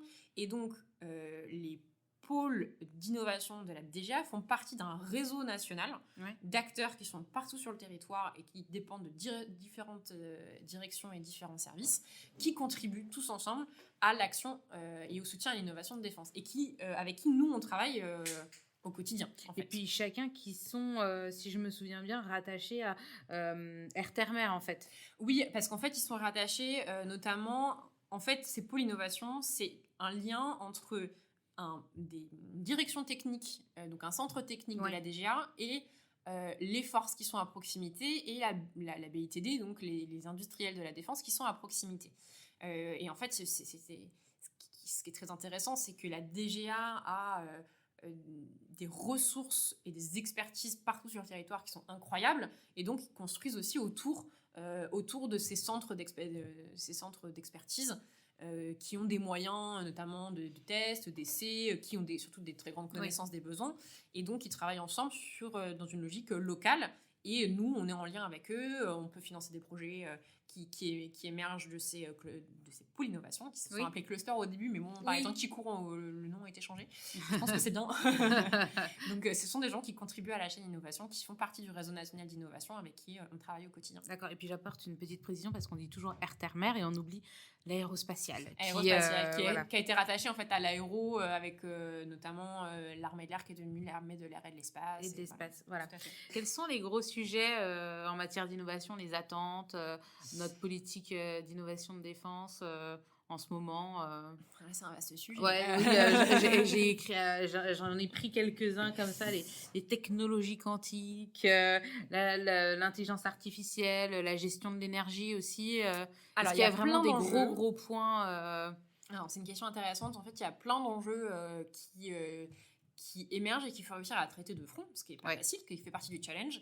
Il y a depuis 2019 un document qui s'est appelé d'abord le document d'orientation d'innovation de défense qui s'appelait DOID, mais personne ne le retenait, qui est devenu en 2020 le DROID. Ouais, le DROID, voilà, c'est ça. Donc, le document de référence et d'orientation de l'innovation de défense, et qui justement recense tous les grands sujets. C'est super bien fait d'ailleurs. Je tenais à le dire. Il y a certains documents comme ça officiels où clairement, quand on le commence, qu'on voit 80 pages. Déjà, il fait pas 80 pages, donc c'est vraiment, on est bien content. C'est moins de 40 pages, c'est 37 pages très précisément, et c'est super intéressant. Ça retrace tout, et puis non, c'est à lire, et c'est pas du tout boring, on peut dire. Mais non, c'est fait justement pour donner aux acteurs industriels, notamment qui ont envie de se positionner dans ce secteur-là, de comprendre ce que sont nos priorités. Ce qui permet de savoir si vous êtes complètement à des années-lumière de ces sujets-là, que c'est pas forcément chez nous que ça va se passer, que vous allez trouver le plus d'écho, même si on est toujours aussi dans une démarche d'innovation ouverte où on recherche largement les choses, mais ça permet quand même de donner des orientations qui sont fortes. Donc tu en as évoqué plusieurs, effectivement, l'énergie, les applications d'intelligence artificielle pour la défense, la santé du combattant la aussi. Santé du combattant, absolument, qui est un enjeu hyper important pour les raisons qu'on connaît. En fait, il y a un article hyper intéressant d'ailleurs sur le site internet de l'agence sur l'IRBA et la réparation des tissus osseux. C'est totalement récent. La santé, c'est important parce que, en fait, on parlait de dualité tout à l'heure, et en fait, dans le monde de la santé militaire, il y a des problématiques qui touchent n'importe qui, et n'importe quel citoyen peut avoir ce même problème de santé. Et puis il y a des choses qui sont très spécifiques à des blessures, des dommages qui n'arrivent qu'à un opérationnel dans une situation opérationnelle. Et donc il y a plein d'exemples comme ça. Par exemple, Blockprints, c'est un bon exemple d'un projet, mais qui émerge depuis longtemps, mais qui est un bon exemple. C'est faire de l'impression 3D de tissus, en fait, pour faire de la greffe de peau, en fait. Et ça permet d'avoir un truc qui est moins intrusif et qui est dans le processus de guérison du patient qui est vachement plus... qui facilite. Qui facilite, merci. Je n'y arrivais pas, quoi. C'est un exemple parmi tant d'autres, et que j'explique pas du tout à la hauteur de ce que c'est, parce que c'est pas mon métier, mais en fait, on soutient des projets fascinants. Puis il y a des trucs tout bêtes aussi. Enfin, tout bête, c'est pas si bête que ça. Et c'est surtout ce qu'il faut dire, je pense, aux auditeurs, et Karine de Helicatim en a un petit peu parlé dans l'épisode d'avril, c'est que n'importe qui, techniquement, peut proposer un projet. Absolument. À partir du moment où il pense que son idée pourrait être d'intérêt. Et alors, j'arrive pas à le retrouver là parce que c'est la magie du direct.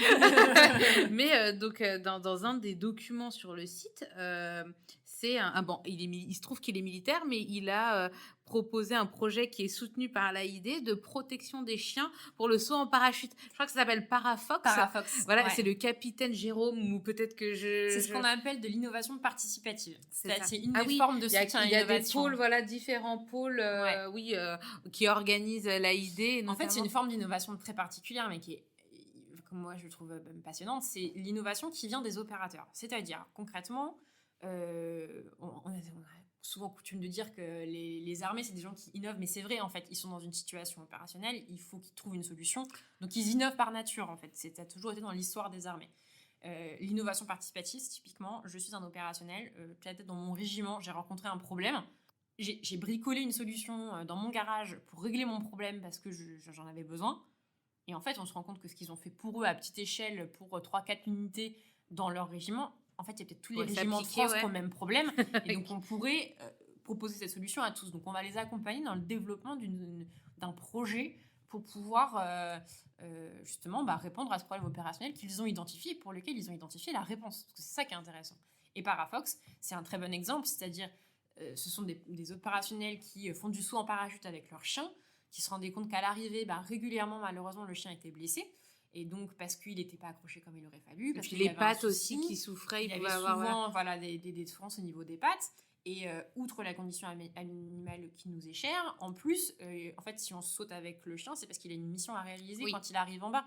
Donc, en fait, personne ne sort gagnant parce que quand il arrive et qu'il malheureusement il est blessé, il ne peut pas réaliser sa mission, le chien. Et donc, c'est un opérationnel qui, lui, avait ce rôle de sauter avec son chien, qui a trouvé la solution. Qui a trouvé ce harnais qui permet au chien d'arriver dans de bonnes conditions, d'être bien protégé et d'être opérationnel quand il arrive en bas. Et donc, il a été accompagné pour qu'on puisse faire évoluer le projet, quoi. Et puis bénéficier, c'est ça, à tout le monde. Donc là, on a parlé de l'innovation participative, on a parlé aussi des projets de recherche. Donc là, je suppose que c'est la subvention de thèse. Par exemple. Donc, plus à un niveau, et après, peut-être qu'il faudra redescendre. Ça veut dire que si vous nous écoutez et vous êtes un doctorant et vous faites une thèse qui pourrait intéresser le monde de la défense, potentiellement, on peut vous la financer. Venez taper à la porte de l'agence Innovation Défense. Voilà, et puis il y a aussi ce qu'on appelle l'accélération de l'innovation. Donc là, typiquement, c'est aider à prendre de la hauteur, enfin pas à prendre de la hauteur, mais à accélérer le développement d'un projet. D'un projet. Et donc la quatrième façon d'accompagner de l'AID, c'est les projets de technologie de la défense. Donc ça, on a un niveau plus... C'est ce qu'on appelait avant les études amont. D'accord. Donc, vraiment les études de recherche assez profondes avec une échéance de temps long. Ouais. Est-ce qu'il y a des projets, toi, à l'AID? Parce que je sais que toi, tu es plus au niveau des relations institutionnelles, parce que tu es la chef de la cellule institutionnelle, les relations institutionnelles de l'AID. Non, mais c'est cool. Je suis chef de moi-même. Tu es chef de toi-même. C'est cool déjà. C'est déjà bien. C'est difficile de se gérer soi-même parfois. En plus, on a changé le nom des cellules, ça ne marche même plus. En fait. Donc, il faudra retirer ça parce que ça ne marche même plus. On a changé l'organigramme. Mince. Donc, je suis toujours chef de moi-même, ça ne change pas ça, mais... Sur LinkedIn, chef de moi-même. Donc, est-ce qu'il y a un sujet qui a été traité par l'AID qui t'a particulièrement marqué, où tu t'es dit c'est hyper consensuel de dire tout m'impressionne, mais c'est vrai, en demeurant tout m'impressionne parce que en plus je suis facilement impressionnable, je ne suis absolument pas technique, donc tout me semble incroyable. Mais comment t'as eu cette idée? Moi, j'aimerais bien regarder les cerveaux des gens, tu vois, genre waouh, les yeux écarquillés, tu sais, d'un enfant, genre c'est trop impressionnant. Comment t'en arrives là? Qu'est-ce qui m'impressionne le plus? Attends, faut que je réfléchisse 2 minutes. Ce qui m'impressionne toujours, c'est la capacité des gens à être confrontés à un problème et à vouloir y apporter une solution et à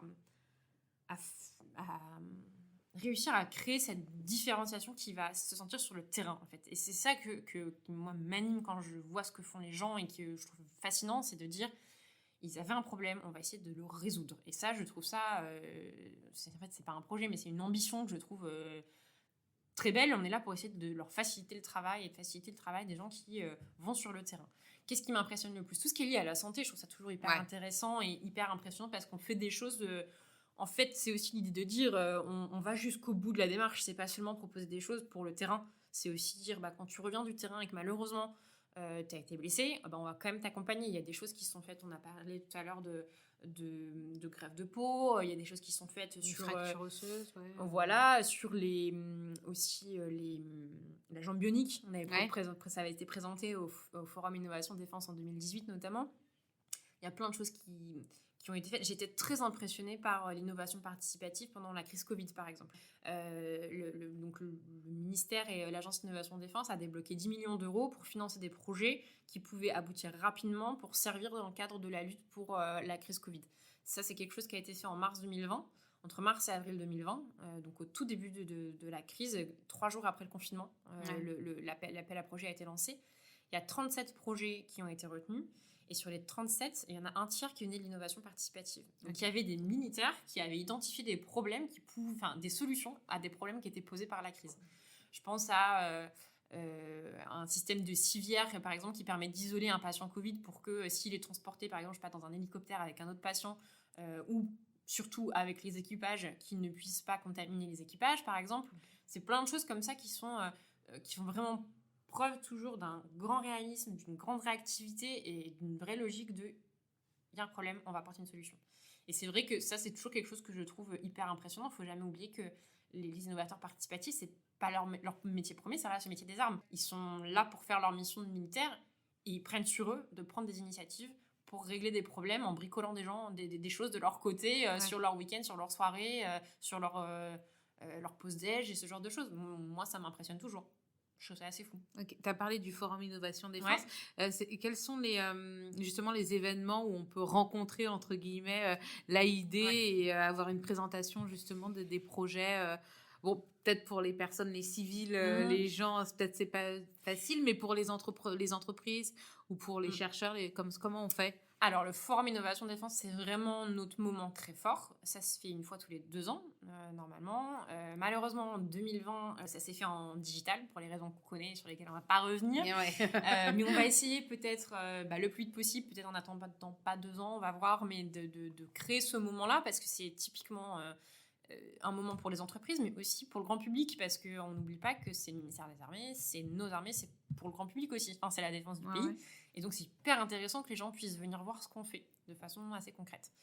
Donc, le Forum Innovation Défense, ça n'a pas toujours lieu au même endroit, pas toujours lieu à la même date non plus, mais c'est vraiment le moment fort et c'est un moment hyper intéressant parce qu'il y a des conférences, il y a des animations, mais aussi ce sont des opérationnels qui sont là pour parler des projets aussi, dire pourquoi ça a été fait, qu'est-ce que ça règle comme problème dans leur vie de militaire ou de fonction support du ministère des Armées. Et ça, c'est hyper intéressant. C'est des gens passionnés et passionnants, donc c'est sympa d'aller les rencontrer. Et puis on parle aussi avec les industriels qui ont porté les projets, qui les ont produits. Donc c'est un rendez-vous passionnant. On espère qu'il pourra se faire bientôt, très vite en présentiel, et qu'on pourra accueillir du grand public. Sinon, les occasions de nous voir au 14 juillet. Il y a toujours un petit stand avec des choses qui sont présentées. Donc, c'est l'occasion de venir nous voir aussi. C'est souvent sur le parvis des Invalides, il y a des choses.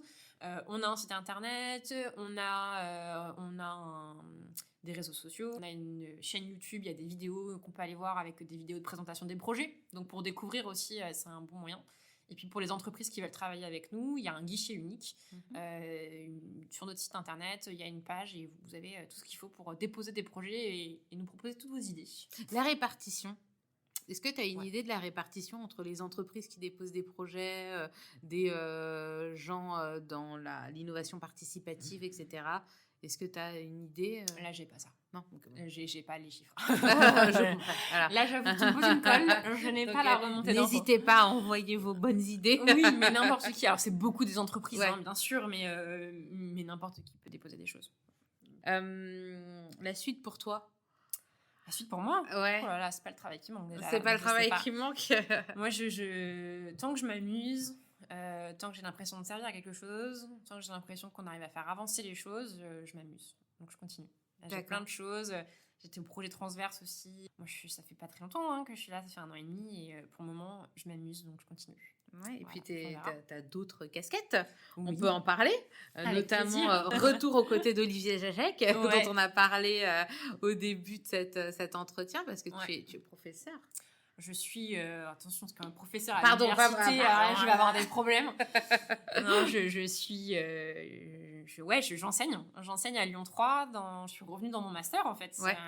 Retour à la maison. Retour à la maison, exactement. Et je fais depuis 3-4 ans le cours d'économie de défense, en fait un peu un cours sur justement tout ce qu'on vient d'évoquer, la prospective de défense, la politique industrielle, les enjeux industriels et capacitaires en fait de nos armées.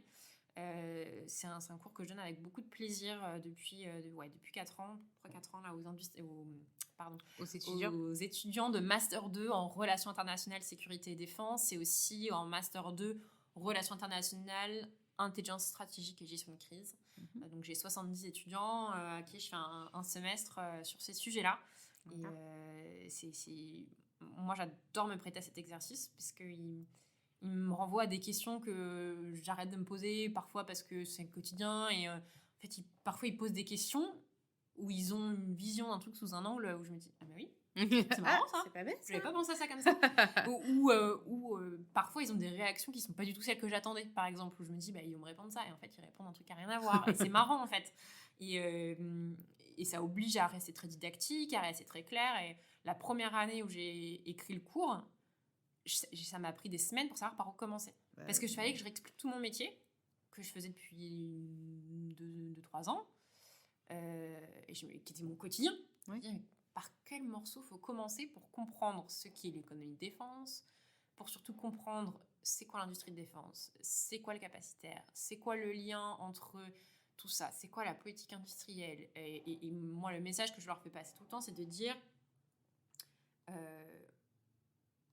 il faut être capable de toujours analyser les situations selon plein d'angles différents. Et typiquement, dans l'économie de défense, il y a toujours plein de trucs à prendre en compte. C'est des questions de diplomatie, de coopération internationale, d'enjeux économiques, de gestion RH. Est-ce qu'on a assez d'ingénieurs en France? Est-ce qu'on a assez de tourneurs-fraiseurs en France? Spoiler alert, il n'y en a pas. Les tourneurs-fraiseurs.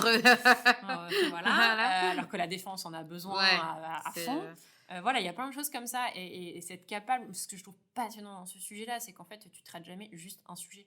La vision assez réductrice, ce serait de dire, je dirais l'équipement des armées, c'est un truc d'ingénieur, mais pas du tout en fait. C'est des questions de plein de sujets, et moi je trouve ça passionnant, et j'aime bien avoir cet échange-là avec les étudiants. Et puis aussi, j'ai adoré mon passage à Lyon 3, ce qu'ils m'ont offert de pouvoir faire mon Master 2 à distance, c'est ce qui m'a permis de m'insérer dans le monde du travail, et je suis hyper reconnaissante de ça, et je pense que c'est vraiment un truc qui est super, et on pousse beaucoup à Lyon 3 les jeunes à y aller, quoi, et à sortir, et à faire les choses, tout en gardant une vraie identité recherche. Et c'est ça qui est fort aussi, de ne pas opposer les deux sujets, parce que je pense que c'est pas forcément la bonne façon de faire. Et donc voilà, moi Olivier Zajac était arrivé pendant mon Master 1.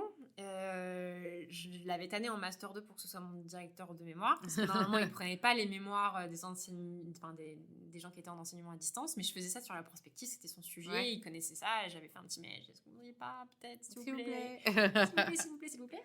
Et il m'avait dit, ok, le sujet m'intéresse, je vais vous suivre. Et donc, j'ai fait mon mémoire sur ce sujet-là. Il se trouvait que dans le cadre de mes activités au J4, je le croisais régulièrement, je le voyais dans les bureaux, je le voyais dans des événements, enfin c'est un petit monde, tu sais ça mieux que moi, on croise toujours tout le monde, quoi. Et je savais qu'il faisait un très gros travail à Lyon 3 aussi sur le master, et moi j'en avais encore une fois gardé un très bon souvenir, et donc j'avais échangé avec lui, et j'ai dit, vous savez, si vous voulez que des anciens réfléchissent sur comment on fait évoluer les choses, sur comment on peut travailler, moi je suis à votre dispo, j'ai envie que Lyon ait aussi la reconnaissance que ce master mérite, quoi. Très réputé, il était déjà très réputé. Mais voilà, moi je lui avais dit, je veux faire le monter en puissance. Exactement. J'avais dit, je sentais que c'était ça qu'il avait aussi envie de faire, et je dis, moi si vous avez besoin, je vous aiderai. Et puis une fois on en discutait, et je lui disais, vous savez, je pense qu'il y a un truc qui manque, c'est un cours sur l'industrie de défense, le secteur capacitaire. Moi je suis arrivée, je l'ai appris ça sur le tas. Alors on apprend toujours son métier sur le tas, c'est normal, mais je me souviens de lui dire, j'ai pas souvenir que ce sujet on l'ait traité pendant mes cours, et moi j'aurais bien aimé. Et je me souviens de cet échange, il me dit, c'est Mathilde, c'est pas facile, il faut que je trouve un intervenant, hein. Je dis, oui, c'est sûr. J'ai pu sans arrière-pensée, oui, c'est sûr, il faut que vous trouviez un intervenant, ça peut pas être facile. Et puis regarde, non Mathilde, il me faut un intervenant. Coucou. Vous, par exemple. Et au début, il m'avait dit ça, et puis après on avait enchaîné sur notre réunion, on n'avait pas élaboré sur la conversation. Je me suis dit, il a perdu les pédales. Et puis dans les semaines qui avaient suivi, je me souviens dans le métro, j'y pensais le matin, je me disais, qu'est-ce que je mettrais dans un cours sur ce sujet-là? On parlerait de quoi? Qu'est-ce qu'on ferait? En fait, j'avais plein d'idées. Je me disais, mais en fait, ce serait fait, ce serait cool, non? Ouais. Ça pourrait être marrant, en fait. Mais en y réfléchissant et en ayant fait un peu le même travail Ouais. que toi, c'est vrai que je me dis, waouh, comment on fait j'imagine ouais, c'est ça, tout le questionnement Ouais. de, alors, qu'est-ce qu'on va Comment je rends le truc euh, intelligible? c'est ça. C'est ça, hein, en fait. C'est Et exactement comment ça. je fais pour que ça les intéresse aussi? Oui, c'est ça, ouais. Parce Parce que nous, ça nous fait marrer, nous, ça C'est nous ça. intéresse. Mais Je si ça suis se trouve, dans les ton gens autour de nous, tête, ils se disent, c'est nul. En fait, ça va les saouler. Donc, comment on rend le truc aussi motivant? Parce qu'en plus, il y a plein de perspectives en Ouais. termes, ne serait-ce que de recrutement. Donc, pour leur avenir aussi, c'est bien qu'ils soient conscients de ça. Et voilà. Et donc, au final, Isagec m'a recruté pour faire ce cours. Et puis, je m'amuse comme une petite folle. Si mes étudiants m'écoutent, peut-être qu'ils sont pas du tout d'accord. Mais Je suis très heureuse d'être avec vous. Ils vont se dire, nous, on n'est pas heureux du tout. Elle n'est pas tendre du tout. Merci, Madame Herman, le Elle cadeau. nous a Quoi. saqué la dernière fois, super.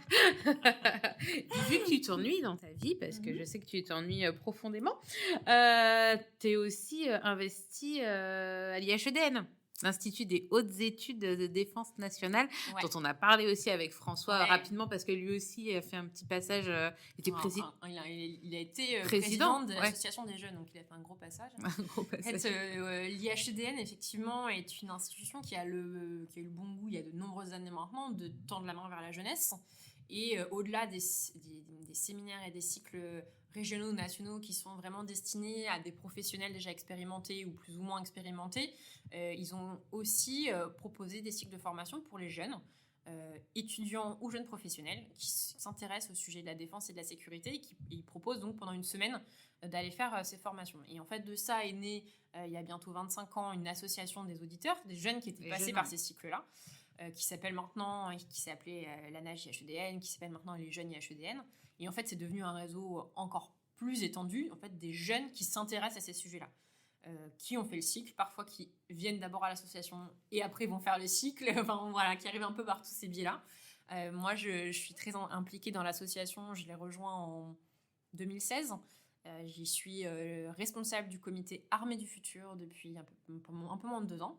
Donc, c'est le comité qui réfléchit à tous les sujets qui portent sur la prospective, la préparation de l'avenir, les conflits de demain, les technologies de demain, l'organisation des armées de demain, enfin, tout ce qu'il y a demain, c'est tout ça ce qui qu'il y a nous demain intéresse. et qui concerne la défense. Exactement. Ok. Ça nous intéresse. Il y a 14 comités thématiques dans l'association. D'accord. Il y a des délégations dans toute la France métropolitaine et aussi en Corse. Et je crois qu'il y en a en Outre-mer. Pas partout, mais il y en a quelques-unes. En tout cas, c'est un J'espère que des la objectifs. Guadeloupe... C'est un des objectifs, en tout cas.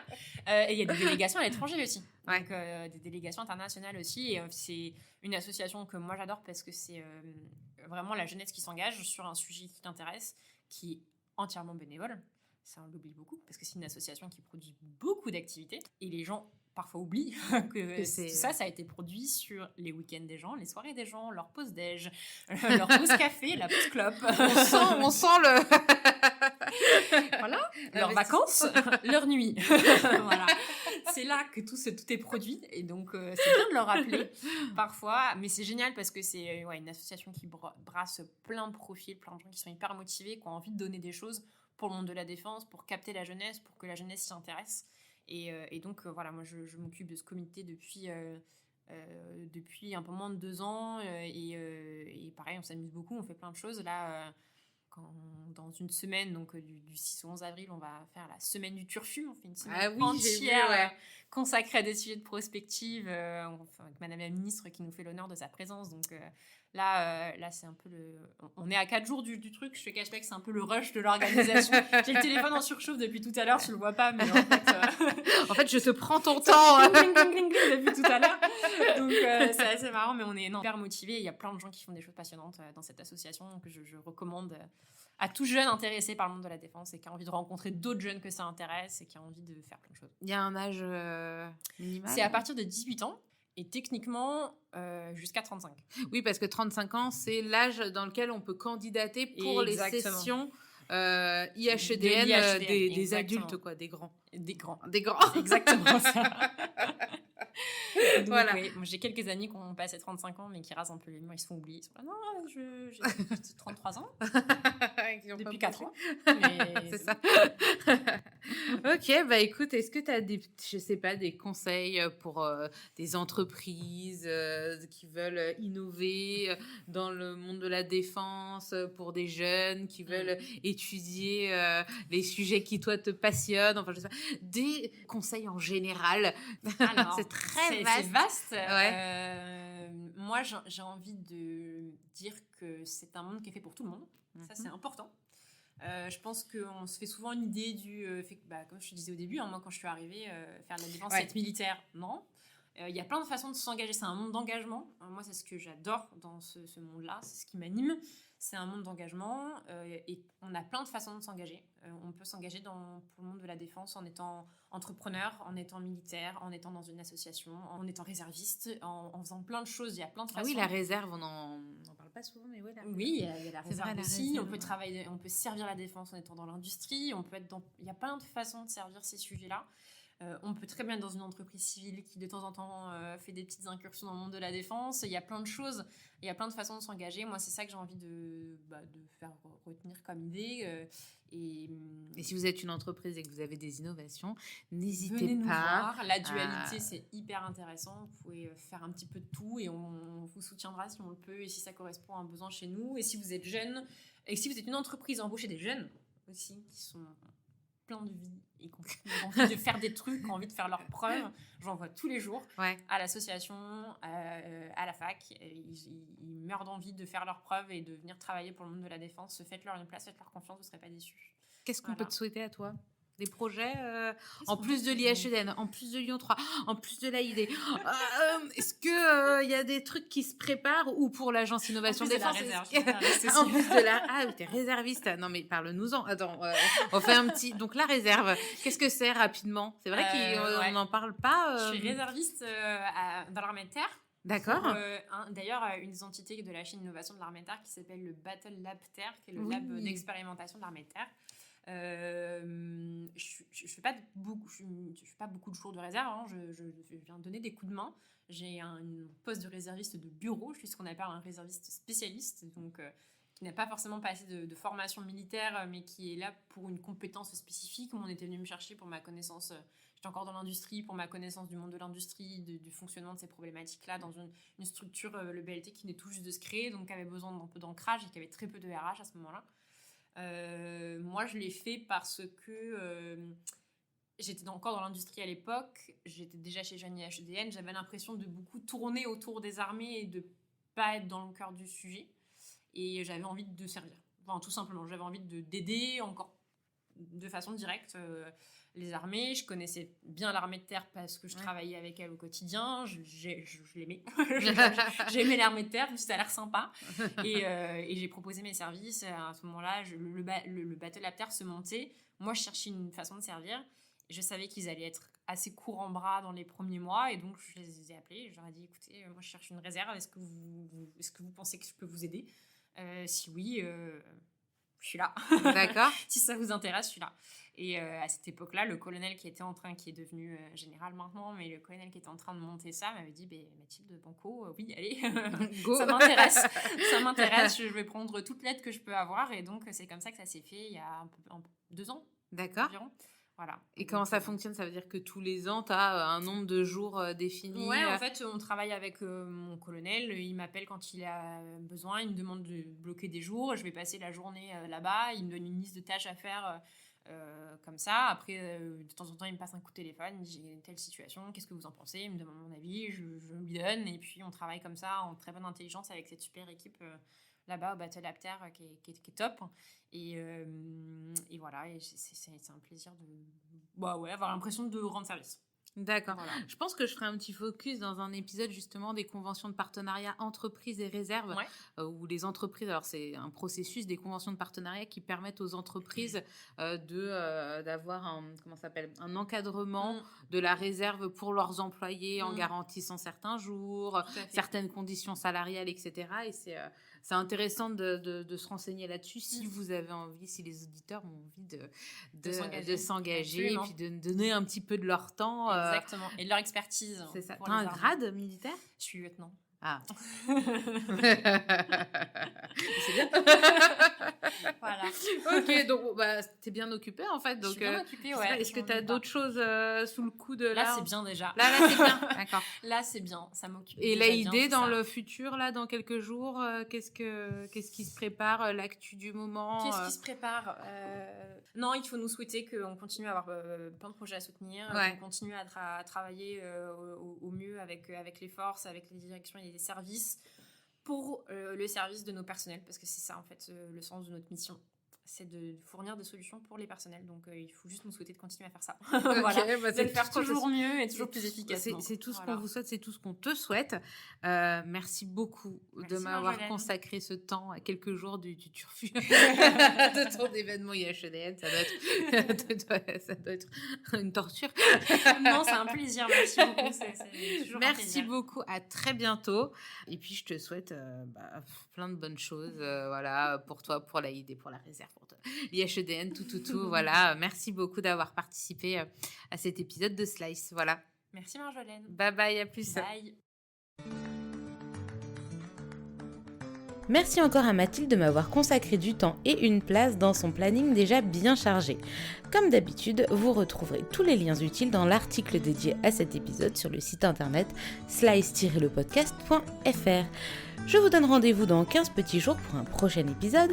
Nous passerons tout le mois de juin en Bretagne. On visitera d'abord les Côtes d'Armor et on finira en beauté dans le Morbihan. Jusque-là, prenez bien soin de vous et à très bientôt. Si vous avez apprécié cet épisode, n'hésitez pas à vous abonner et à lui laisser 5 étoiles sur votre application de podcast préférée. Vous pouvez également montrer votre soutien en nous rejoignant sur la page LinkedIn de Slice le podcast.